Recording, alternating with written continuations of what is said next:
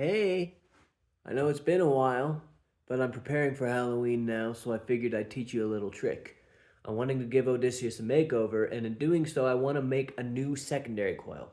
But sometimes it's hard to know what exactly the numbers are that you should put into JavaTC to get it to understand the parameters of your secondary coil.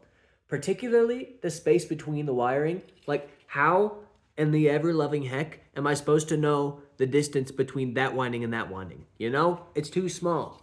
But good for you for noticing that I was pointing at those windings with calipers like an idiot, because I can just use this to measure the length of this whole winding. This is 10 windings, 10 turns. So make sure you have exactly that. And then what you want to do is you want to go like that and crimp it so it's nice and tight. Now I'm getting about 4.2 millimeters here, 4.2 millimeters. It expanded to 4.3, so we'll go ahead and use that, because I'm probably going to make some mistakes when I wind. So remember that number, 4.3.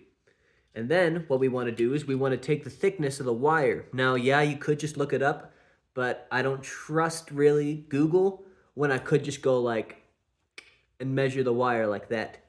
And it's coming out about 0.4 millimeters. So this is, what is it? It's, geez, what is this? It's 26 gauge magnet wire.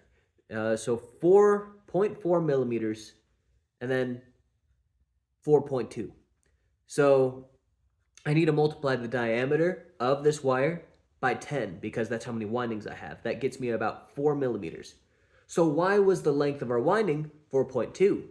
That's where the space between the windings comes in. So you take that 4.2, the length of the whole winding, and then subtract from it the 10 windings, which is 4 millimeters sharp, roughly. And that gives you 0.2 millimeters. Now what you're going to do with that number is you're going to divide it by 10 because that's the amount of gaps there are in that winding. Well, shoot, I guess my phone's recording, so I can't do it on the calculator, but thankfully 0.2 divided by 10 is a really easy calculation. So that would give us about 0.02 millimeters between each winding. And that's if you do it nice and tight.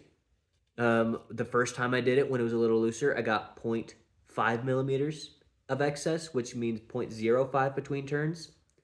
So just when you start winding your secondary coil, stop at 10, measure it with calipers, and see what the distance between the windings is going to be, and then put that into JavaTC. I know that's kind of a hassle, because you're already building it. You might as well just continue and not think about JavaTC, but if you're a neat Nick like me, a neat Nick, who am I kidding? I have a messy desk, but if you're concerned about being precise with the secondary coil like me, then that's my recommendation as an amateur Tesla coil builder. Now, hopefully, I can come back on Halloween with a nice video.